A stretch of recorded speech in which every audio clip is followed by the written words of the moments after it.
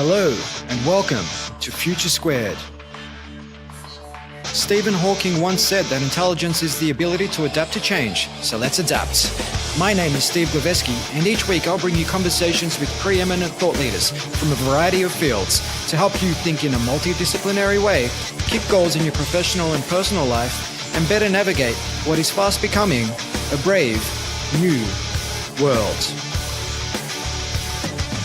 Future Squared is brought to you by Collective Campus, an innovation accelerator that works with organizations to unlock their people's latent potential to create more impact for humanity and lead more fulfilling lives. If you need help driving your organization's innovation strategy, visit collectivecampus.io.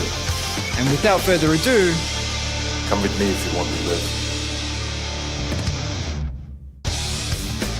Yeah, 1 egg a day is as bad as smoking 5 cigarettes. That was my reaction. Welcome back to Future Squared for episode number 316 with Dr. Joseph Mercola. Dr. Mercola is a board-certified family physician who has treated 25,000 patients from around the world. He encourages and educates people about safe and inexpensive nutritional, lifestyle, and exercise options to radically reduce the risk of dying prematurely from dangerous drugs and surgeries. He's also the founder of Mercola.com, which has been the most visited natural health site on the internet for the last 10 years, with over 15 million unique visitors every month. His goal is to catalyze a complete transformation of the fatally flawed healthcare system that is responsible for prematurely killing thousands of people every day. He's the author of numerous books, including Fat for Fuel, The No Grain Diet, Superfuel, and his new book, which comes out in April, KetoFast, Rejuvenate Your Health, with a step-by-step guide to timing your ketogenic meals. We explored many topics in this episode, including 1, why fat isn't necessarily bad for you, and paradoxically, how it can be good for you and what kind of food you should be eating. 2, a much more manageable alternative to 3-day water fasts that has as many, if not more, benefits. And 3, why cancer may have a lot to do, not just with damaged DNA, but also metabolic dysfunction, and how fasting and a ketogenic diet can help you live a longer, healthier life. Dr. Mercola picked up a number of my own previously flawed beliefs in this conversation, so I'm sure you will learn a thing or two, if not many more, to help you optimize your health and performance. Our connection wasn't the strongest, so the conversation does drop in and out occasionally, but there is so much gold in this episode, so I hope you'll put up with it. With that, it gives me much pleasure to bring you the one and only Dr. Joseph Mercola.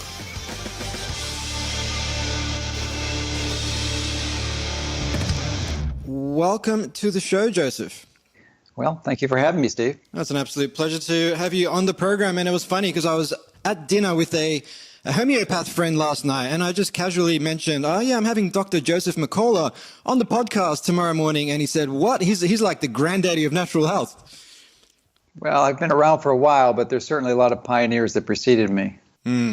Where did you draw your inspiration from prior to getting into this space?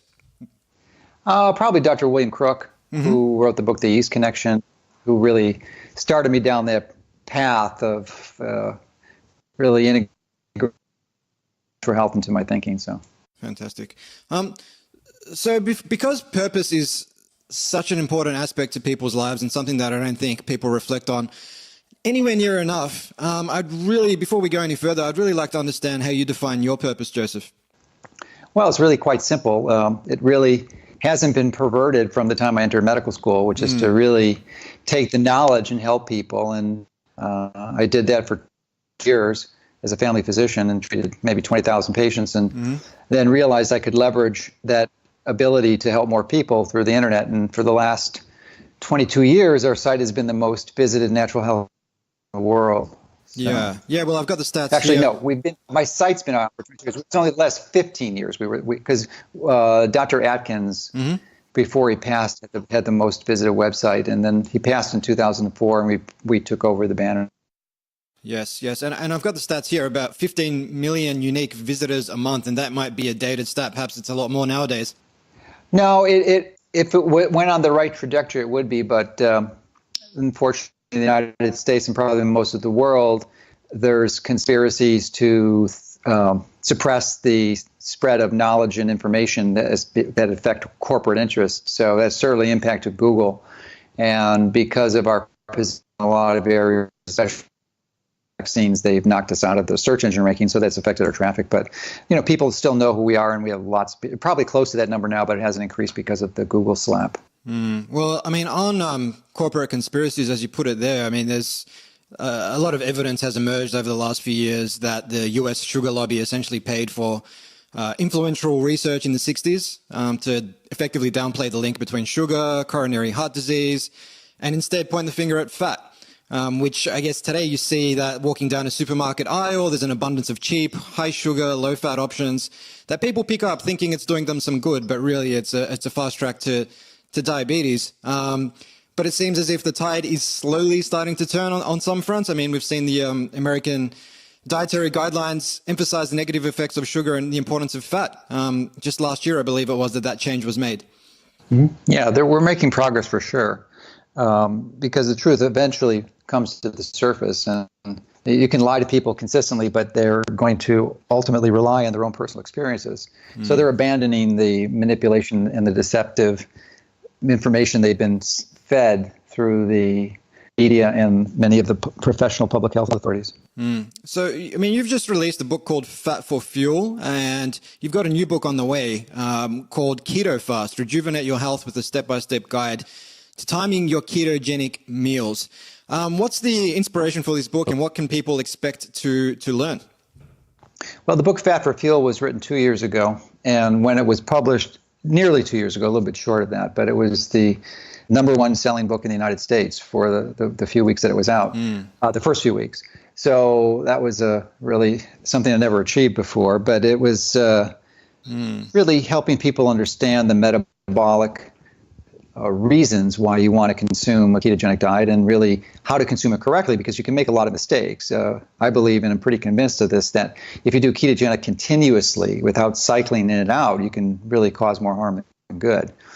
Because your body needs, it's all about cycles. So your body does require carbohydrates. It just doesn't need them continuously like 80% of the population is consuming them.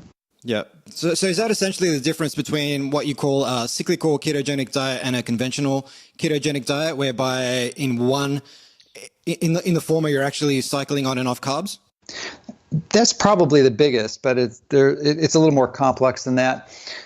Essentially, the motivation for writing keto fasting was my fascination with the benefits of multiple water day fasting. And at the time I started writing the book, I believed it was the most powerful metabolic intervention I've ever seen in clinical medicine, and really literally producing miracles.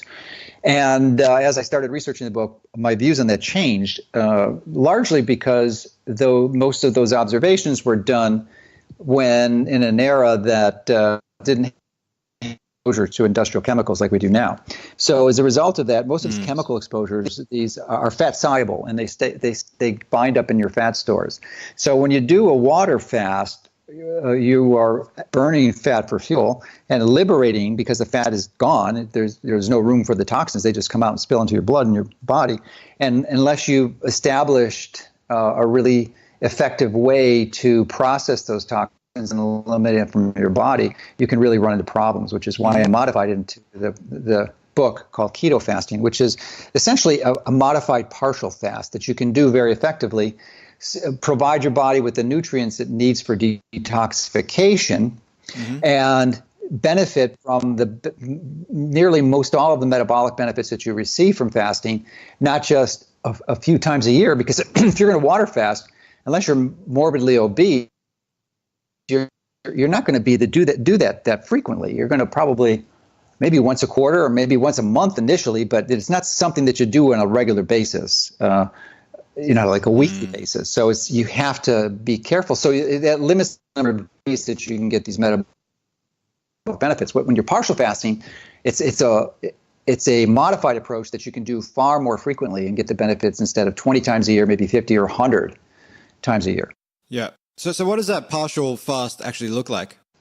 Well, the first step, and really one of the most important principles in the book, and there's an emerging trend now, largely I think as a result of some of the pioneering work of Dr. Sachin Panda, who's a researcher out at Scripps Institute in California, of compressing the eating window. So I kind of liken it to the way we were at the beginning of this century, when most people the average person wasn't aware of the dangers of soda. Now they do. The next step for them is to understand that their body was not designed to eat every darn waking hour. And Panda's research showed that 90% of people are eating more than 12 hours a day. More than 12 hours. And 12 hours a day isn't optimal. You really, to get the benefits of a compressed eating window, you really should be like 6 to 8 hours. So 16 to 18 hours where you're not eating. And 90% are not even eating in 12. So you can imagine it's probably way less than the optimal eating time. And as a result, they're stressing their whole metabolism, generating increased oxidative stress and causing premature aging and damage and increasing the risk for chronic degenerative disease. Yeah, well, I mean, we've got the whole concept of breakfast in bed in Western society, which basically suggests that, hey, as soon as you get up, let's eat. Let's have a late night snack as well just before we go to bed. So people basically may have just a 18-hour eating window and a 6-hour fast, if that, given people's sleeping patterns nowadays. You're absolutely right. So that's the most important, powerful part of the book, is to help people understand that you need to compress your eating window. In fact, I don't recommend doing partial fasting until you've done that for at least a month, because if you compress your eating window to 6 to 8 hours, and you do that for a month, even if you're not metabolically flexible when you start, you'll ultimately wind up being metabolically flexible because your body has no choice. I mean, it's going to exhaust its carbohydrate stores and it's looking for alternative fuel sources, so it eventually figures out how to burn fat again. Then you're off to the races, and then you won't have most of the side effects that people experience when they go through multiple day water fasting, which I said is useful, but almost everyone who does it has loads of side effects. And I think it's related to two things. One, not metabolically flexible before they start, but even if they are, the fact that they're not eating anything, not giving their liver primarily, but certainly other cells, the nutrients they require to process these toxins that are released. So the first step in keto fasting is to make sure you're metabolically flexible, eating 6 to 8 hours window for a month. So if someone does say embark on a water fast for say 2 or 3 days, what kind of nutrients should they be consuming in order to help their body get rid of those toxins you mentioned? Well, there's an exhaustive list of nutrients that can be useful, but it basically boils down to just having some simple food, because it's not obvious, but your body needs protein during those times. So if you don't give it protein, it doesn't really have the resources it requires and to process these toxins and eliminate them, because there's a very sophisticated set of enzymatic reactions that occur. Detox helps change the form of the toxins that your body can readily eliminate them. And protein is one of them. But if you're not just taking simple protein, but if you're having food, there's other nutrients in food, especially vegetables, cruciferous vegetables. Like there's polyphenols, there's glucosinolates like in cruciferous vegetables, and these support detoxification. So that's a powerful strategy that you can use to support. And of course, there's other nutrients you can take as supplements, but if you're just using simple, healthy, high-quality food, especially nutrient-dense vegetables, organically grown, and cruciferous vegetables specifically, then you can support that. In fact, with the Keto Fast, we wrote a cookbook with it at the same time. It's the Keto Fast. Are you from Australia? Yes. So I usually have a pretty good connection, but we're dropping out just a touch today, unfortunately. Hopefully it doesn't get any worse. No, I was just saying that there's a cookbook that goes with the Keto Fast, the Keto Fast cookbook, and it's written by an Australian, Pete Evans, and you're probably familiar with him. He's a celebrity down there. So he and I co-authored this cookbook that provides meals that are ranging anywhere from 300 to 600 calories in that range that are full of nutrient-dense foods that support detox. But the step is so you're eating for, say, 6 hours. Typically, that might be 9 o'clock in the morning to 3 o'clock in the afternoon. So you've done that for a month, and then 9 o'clock the next morning, your partial fast, you're going to have this recipe that's 300 to 600 calories, and the number of calories depends on your lean body mass, which you multiply by 3.5, at least in pounds. You'd have to figure out the conversion for kilograms divided. You just have to make the conversion with kilograms. But so the number should be between 300 and 600, and those are the number of calories you have, and you eat that at one meal, and then you don't eat anything for 24 hours. So it's a 24-hour fast compounded on an 18-hour intermittent fast. So it's a total of 42 hours that you're only eating like 300 to 600 calories. So that will do a number of things. It will exhaust your glycogen stores in your liver, your store of carbohydrates, and really force your body into this a profoundly active phase that activates autophagy. And autophagy comes from a Greek word meaning self-eating, which removes the damaged subcellular structures that are just clogging up your system and causing havoc, in many cases increasing inflammation. So you can recycle these things, you can consume them, essentially degrade them, and then recycle the nutrients and the components to make new cells. And you do that because this partial fast, just like regular fasting, will also, instead of not just activate autophagy, but it will activate repair and rebuilding, especially when you reeat. It's very similar to exercise. You can look at the partial fast as a form of exercise. It's a metabolic exercise.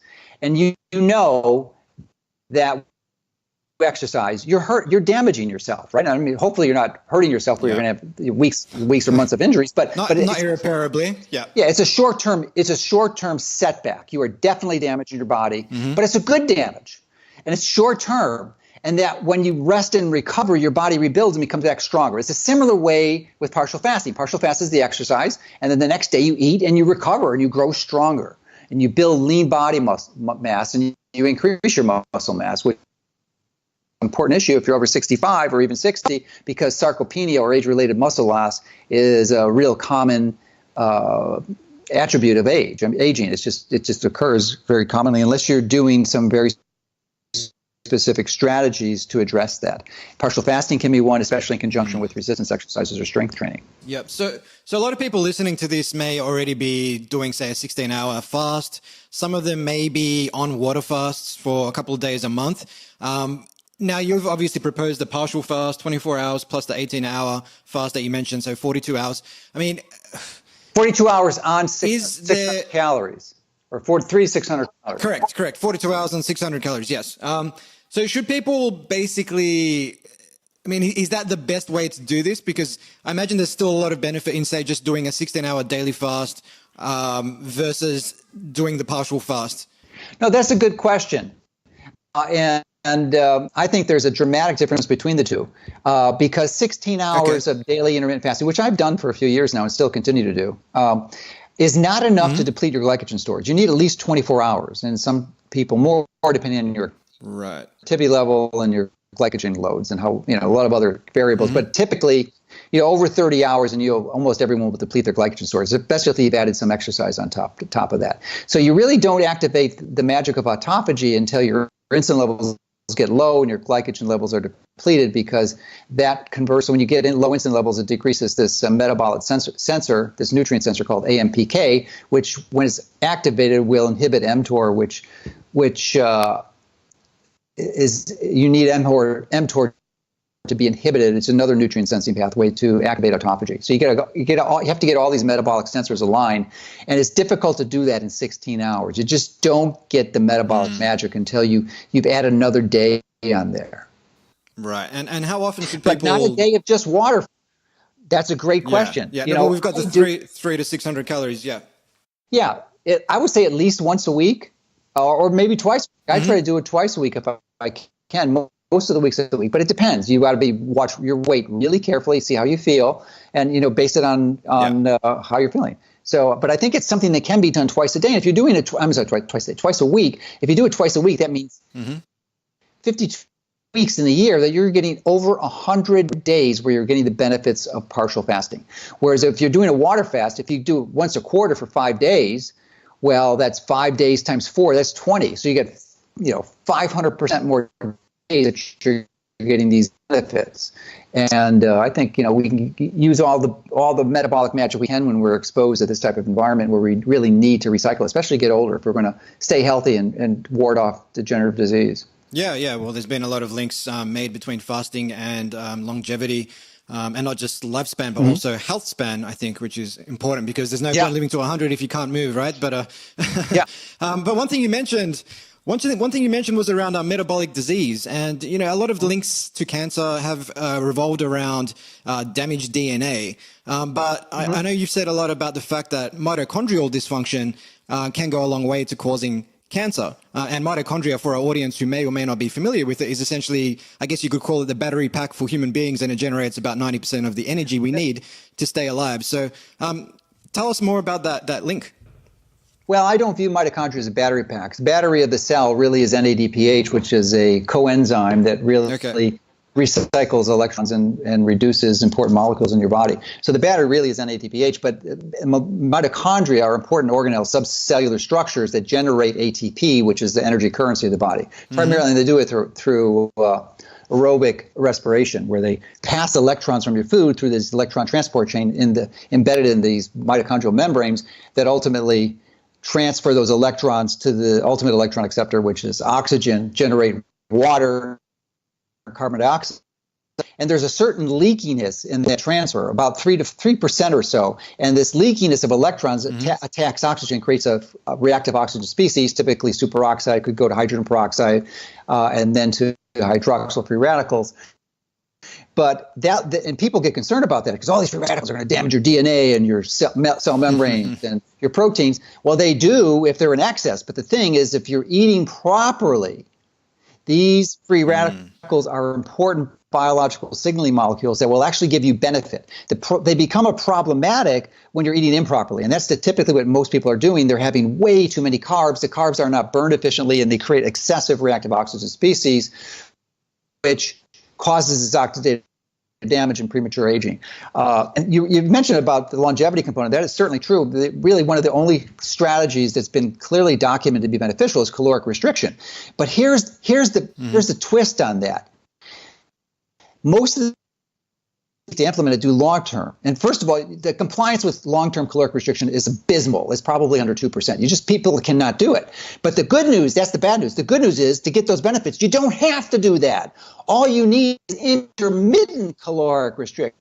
Long-term continuous restriction is a prescription for disaster, just like long-term ketosis without the carbohydrates. Your body needs to cycle in and out. That's why the partial fasting is so good. You're having like 600 calories twice a week. You're getting the caloric restriction that's been so carefully associated with all these improved benefits. But you're not getting starvation. It's like feast and famine, which is precisely what our ancient ancestors did throughout their normal existence. So we're seeking what our biochemistry and our metabolic machinery has been designed for. And we've essentially changed it dramatically in the last century or two because of advancing technology. Yeah, well, I mean, it's funny when you make the link between evolutionary biology and the way we should eat, and you can make links to evolutionary biology across a number of different human behaviors that perhaps technology and the modern world has suppressed, and it's definitely true. Like back then, you needed to essentially conserve energy because you didn't know when your next meal would be, so you would be, perhaps not by choice, you would be fasting for 16, 18, 24 hours at a time. Yes, and the interesting thing is, and people think, oh, I'm going to be tired when I don't eat and everything. Well, our evolution history suggests otherwise, because it was designed the fact that if you and your family, your tribe didn't have access to food, well, you didn't survive very long if you didn't have food and you just got weak and busy and you couldn't run and be active and chase down your food. So your body adapts to that. It works on these ketones, which are really small fat molecules that are water soluble and are really efficient, and they make it radically improve the way your brain functions. So actually, when you're in this fasting mode, you think more clearly, you have more energy, and you're actually able to engage in the activities that's going to procure food for you and your family in historical context. Nowadays, of course, we just go at the store or hopefully pick it out of our backyard. Yeah, and that's exactly right. And that's why I often advocate to people I work with that don't eat until, say, lunchtime, because your body will just be, or your brain will just be so much more focused during the first few hours of the day. And so if you can front load your more critical thinking tasks, say, you'll do a much better job and you'll get a lot more done during those first few hours versus if you had, say, a big carby breakfast, a couple of slices of toast, maybe a muffin, and then a big old latte full of sugar, and then you sit your butt down at your desk and you try and think. But your body is so preoccupied with all this food that it's trying to digest. And I find that I'm way more focused when I don't eat in the morning. And similarly, I mean, I usually get up at about 5:30 a.m. to 6 a.m. for a morning workout in the gym. And I used to be one of those people that religiously would have something like a banana or something before the workout, because I always felt mentally I need to do this. There was this mental barrier. But nowadays, I'm just training high intensity workouts in a fasted state. And it's absolutely fine. Like my body doesn't need those calories before I go into the gym. I couldn't agree more, except I do have some disagreements on a few of the comments that you made earlier. But let me just reinforce what you just said. Exercise in a fasted state, which is what I do also. And what happens when you're fasting is that your growth hormone actually increases before your workout, like 200-300%. And your growth hormone is going to trigger IGF-1. It still does trigger the IGF-1, but what happens is you have relative growth hormone or IGF-1 resistance at the receptor level. So even though we have high levels, you're not going to it's not going to inhibit or impair the benefits of fasting and increased autophagy. So that I couldn't agree more. Exercising in a fasted state is useful. And if you've done that, and if you haven't eaten for 12, 16 hours, 20 hours, and you're exercising, I would say that about your strategy, but you got to make sure you eat a lot of food within an hour after exercising. Now, to get back on your recommendation to eat at noon, that's where I pretty strongly disagree, unless you're violating your chronobiology, because I think ideal chronobiology is going to sleep when the sun sets and waking up when the sun rises. So if you're eating at 12, you have a 6-hour window. It could work. I mean, assuming your last meal is at 6, but I think you're going to get more metabolic benefit. You're going to leverage it. This is what I personally do, which is why I eat at 9. Now, if you're working out at 10, then the strategy is not going to work. You got to work out fasted, as we both agree. But the longer you can the longer time window you have from your last meal to the time you go to bed, the better it's going to be. Because when you are have consumed food within 3 hours, so you need at least a 3-hour minimum from my perspective, you're going to, what does your body do with the food? It converts it to energy or stores it as fat. But ideally it uses as energy, because the process to convert it into fat creates these more oxidative damage. So ideally, you want to use that energy, and you can't use it when you're sleeping. So it's just a prescription for disaster if you're eating right before you go to bed. So one of the keys is have at least a 3-hour window for your last calorie before you're asleep. Okay, well, thank you for clarifying that. I guess on something you mentioned there around working out and then trying to have a meal within an hour of working out. I mean, that's obviously long-held conventional wisdom in the space. And I've heard people like, say, Ben Greenfield suggest that if you're looking to boost testosterone after, say, a strength training workout, you should try not to wait for a couple of hours. I mean, have you come across that sort of research, and what are your thoughts? Ben's a good friend of mine, actually. In fact, I just got an email popped in for doing this from Ben. We're in agreement with this, and I've heard him talk about it a few times, is that what you said is true if you're not in a fasted state. Then that's for sure you shouldn't be eating. There's no question about it. But that's not my recommendation. It's not Ben's recommendation. Most of the time, both of us are exercising in a fasted state. So if you're doing that, then you want to give your body the nutrients it takes to build and repair. Especially if you've been doing like I did a partial fast yesterday, and I went into my workout this morning with my trainer, and I had been fasting. I did 43 hours, and I only had 600 calories, and I felt great. I really pushed it. It was hard, and then within an hour, I had my full meal. It was great, and I gave I increased the branched chain amino acids. I had fruit, increased the carbohydrates. The day before, I had 6 grams of carbs. Today, I probably had 150 grams. So it's a cycling, this in and out that your body loves. It just loves to go through that cycle. Yeah, no, that makes a lot of sense. So basically, don't eat within 2 hours if you are not in a fasted state. If you are in a fasted state, then or even longer, you cannot eat within 2 hours. Yeah, or even longer. Even longer. Okay. Yeah, if you're not fasted. Fantastic. But the primary thing is to exercise fasted. Yes. Fantastic. So, I mean, for our audience who's listening, we've been kind of throwing around the word eating well, eating fatty foods and things of that persuasion, stuff that's going to get you into ketosis rather.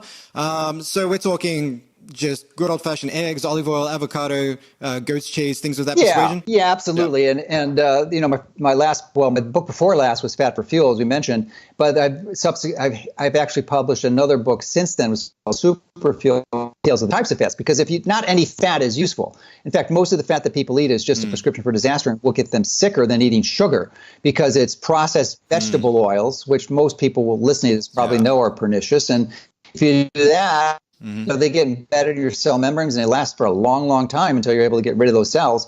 And that's really a prescription for disaster. And you're much better off eating sugar than bad fat. Yeah. And it's funny because I remember watching this documentary, which I felt was more or less peddling, let's call it a vegan agenda, which was Kip Anderson's What the Health, in which they basically suggest that one egg a day is as bad as smoking 5 cigarettes. That was my reaction. Yeah, I don't eat much animal It's protein. crazy. About the only animal protein I eat are eggs. Actually, I think they're phenomenal, and it's, for some personal issues, it's not really ethical objections. I think it's great food. It's just that it raises my iron level too high, and I've got to be careful with it. And so I'm just, I really eat a vegan diet except for my eggs. Today I had 3 eggs, so I love eggs. They're just they're one of the best foods on the planet, but they got to be healthy, from pastured chickens. But the yolk is full of phosphatidylcholine. It's a really high source. The egg white itself is one of the highest. It is probably one of the highest food sources of amino acid tryptophan, which your body converts to serotonin and then ultimately melatonin. So they're good for you. Yeah, definitely. And I think it was Weight Watchers who updated their 0-point food list and included eggs on that list, which suggests you can eat eggs and not have to count them, like so many members of Weight Watchers would do, counting calories and everything else. And I think they had eggs, salmon, beans, and even lobster on that list of 0-point foods. Yeah. Just got to be careful. Devil's in the details. You don't want to scramble your eggs. That's the worst way to eat eggs. Sometimes you don't have a choice because a restaurant or whatever, but scrambled eggs would be the worst. Probably the best is poached. Because the proteins and the fats, and especially in the yolk, can be damaged with real high heat, especially when you're frying them. So well, you've given our audience the most difficult way to prepare their eggs there, Joseph, poaching them. Yeah.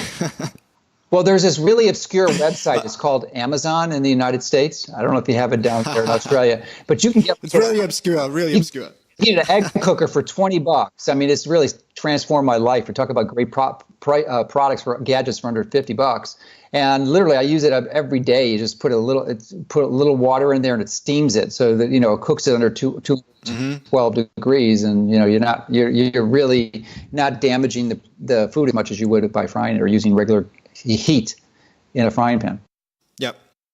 Yep, no, couldn't agree more on that, and we'll add a link to one of those contraptions to the show notes. But on carbs, Joseph. So I had Alex Hutchinson on the show probably a year ago.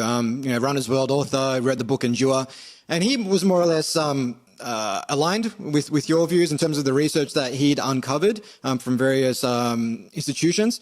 One thing he did find was that if you are partaking in, say, high intensity, short bursts exercise, for example, racing bicycles uphill, that carbohydrates may be a more efficient source of energy. What are your thoughts? I couldn't agree more. Absolutely. I mean, that's just simple biochemistry. No, but in fact, if you want to cheat and have a sugary dessert or for sugary food of whatever nature, really bad food. So hopefully doesn't have bad fat. If you want to cheat, the best way to do it is right before you exercise, because you will burn those calories of sugar and you won't convert them to fat and raise your insulin levels as much. So and especially if you're doing long endurance exercise, there's no question you're going to need carbohydrates. It's just different strategies. That's a sort of an athletic optimization as opposed to a health longevity optimization. Yeah, no, that makes a lot of sense. So I guess people listening to this who are perhaps, work in the office, they may go out for lunch with their colleagues.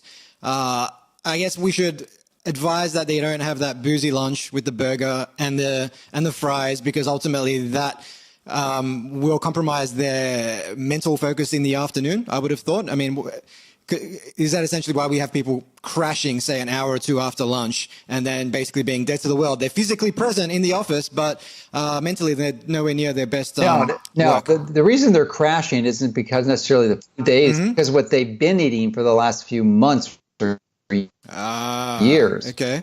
Because as a result of that, they're not metabolically flexible. They can only burn sugar as their primary fuel. And when that runs out in about 3 hours, so for the most part, their blood sugar is going to drop, and then they'll get sleepy and tired. If you're metabolically flexible, that late afternoon or after lunch drop in blood sugar doesn't happen. I've worn 24/7 glucose monitors, and I've documented it. It just doesn't happen. My blood level's stable unless you're eating a sugary meal. But if you're eating a regular, there's no problem at all. Now, you just mentioned one of the foods, the French fries, which are carbohydrates clearly, but what do you view as the 2 worst foods on the planet, aside from a regular poison? What do I view? Yeah. I would say pizza, pasta, just really starchy, carby, foods, potatoes, things of that persuasion, but I could be wrong. Please enlighten me. Well, pizza is probably the most popular food in the United States, probably is in Australia too. And it has definitely has its problems, especially, it's a lot of problems because the fat they use in there typically is bad fat. They don't use butter. But from my view, what's even worse, the two that I view as the worst are French fries, which is one of the ones you mentioned, but even exceeds that would be donuts. Because they're taking bad oil and they're heating it to very high degrees, and they're creating other dangerous byproducts like heterocyclic amines that's really going to damage your cells and increase inflammation. So, and then you've got obviously donuts, you've got sugar on top. But boy, that's probably the worst health food you could eat. And then second would be French fries. Remember, it's the fats, the damaged fats that are going to really take you out. So anytime you heat it, that's why you really, in my mind, there's really very rare indication to ever have fried food. You could do it in coconut oil, probably could have some things, but I think just staying away as a general rule from fried food will keep you healthy the longest.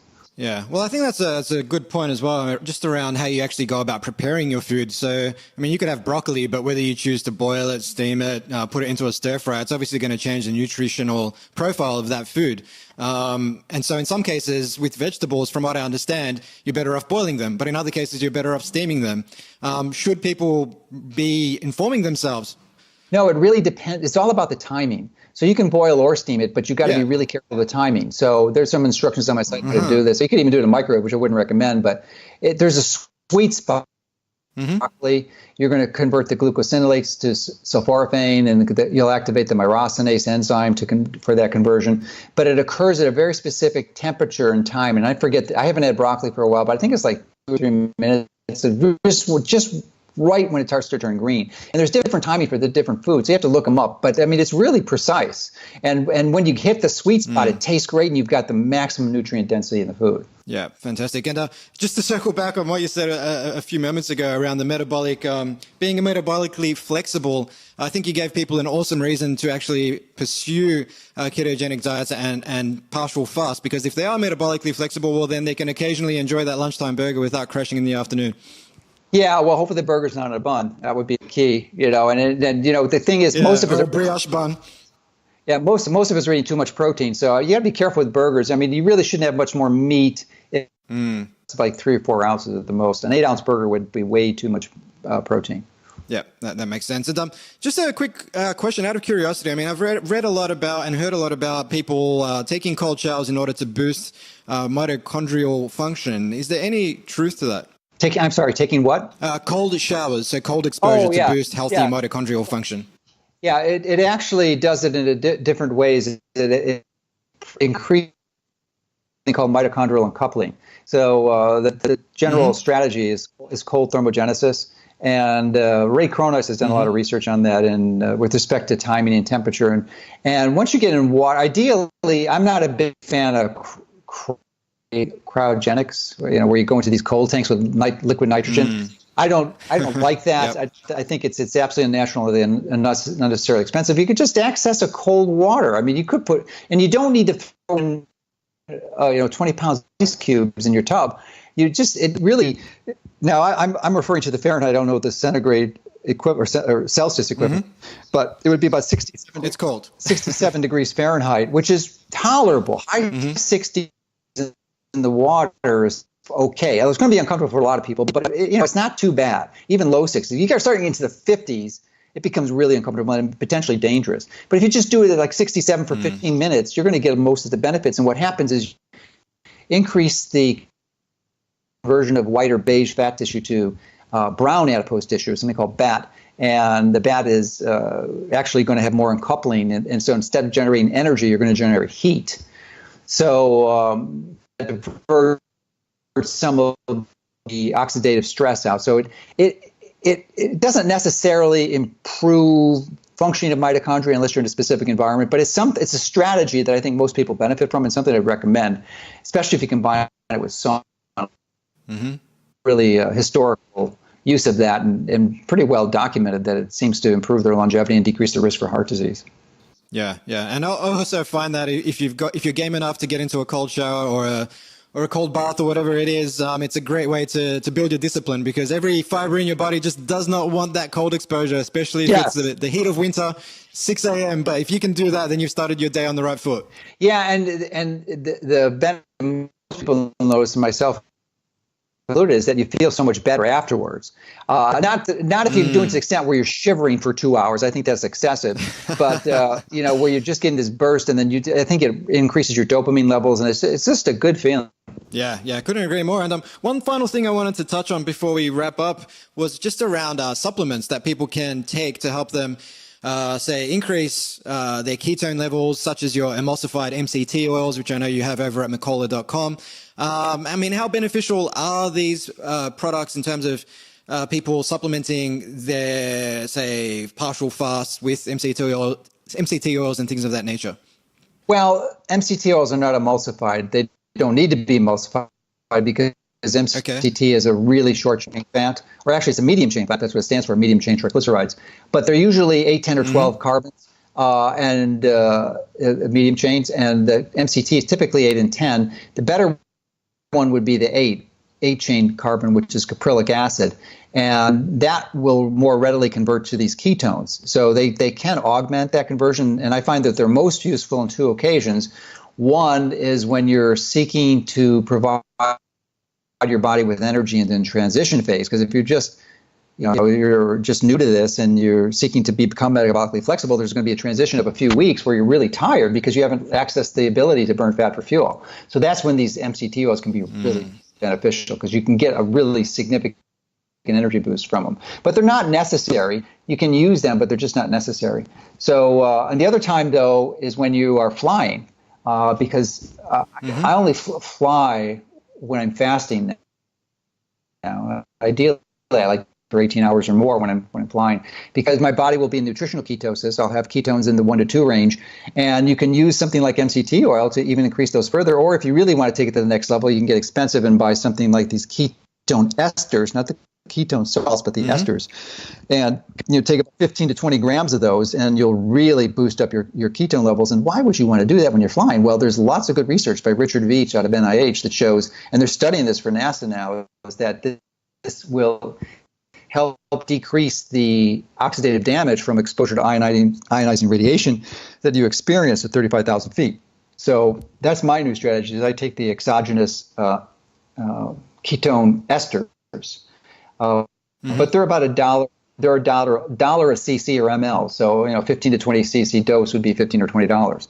So, but the benefits are quite extraordinary with respect to essentially giving yourself a little lead apron overall cellular DNA to prevent the damage from flying at 35,000 feet, which humans were never designed to do. You got to think about it. Come on, how many of our ancestors were flying at 35,000 feet? The highest mountain on the earth is 18,000 feet, and not many people climb that one. This is twice as high when you're flying.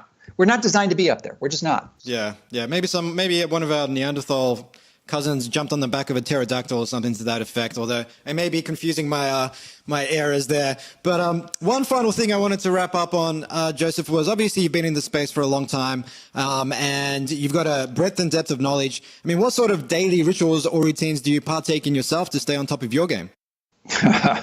Well, we don't have enough time, because that would take an hour. What's 3? Just my morning routine. My morning routine alone is 3 hours. So, and then, but it's really a focus on food and exercise and movement, and a lot of very good specific strategies that seem to work for me. But, for near, not far, near infrared sauna is definitely part of that, and exercise for sure. And I walk for an hour on the beach pretty much most days, and then usually that's in shorts. So, I'm gathering my sunshine, and I live in Florida, so West here now as we're recording this, but I'm able to do that most of the winter in Florida. So there's a few days where it's uncomfortable to do, but most of the days I can. Fantastic. Well, if our audience wants to learn more about you and your work, they can visit Mercola.com. They can find you on Twitter at Mercola. Is there anything else you'd like to share with the audience? Yeah, I think the book KetoFast is really a very good resource. It comes out April 30th, so you can pre-order it on Amazon, and I think it's available in Australia. I just don't know, but if it's not now, it certainly will be. But it's available in the US. Yeah, so it's a great resource. Books in general are just powerful tools. I mean, if someone has written a book, they don't appreciate the number of hundreds of hours that goes into compiling that and then consolidating the information in easy to locate resource. And it's like one of the best values you can get, especially in the health space, by someone who's really carefully researched. So I think it would be a really good investment for people to consider to benefit from implementing a wise strategy that's safer and easier to do than water fasting, because many of us have heard of the benefits of water fasting and just been intimidated by it. And you don't have to be intimidated. You can just do the simple strategy and get more benefits and easier to do. So it's really an easy prescription. Yep, definitely. And on books, as Isaac Newton said, if I've seen further, it's by standing on the shoulders of giants. And we've stood on the shoulder of a giant today in the natural health space. So thank you so much, Dr. Joseph Mercola, for giving up some time to speak with me. And by virtue of that, the audience of Future Squared, it's been awesome. And our audience should definitely head out and get a copy of Keto Fasting. I think if they're looking to optimize their personal life, their professional life, they can't go past this book. So thank you again. Oh, you're welcome. Appreciate the opportunity. Hi guys, Steve again. I hope you enjoyed this episode.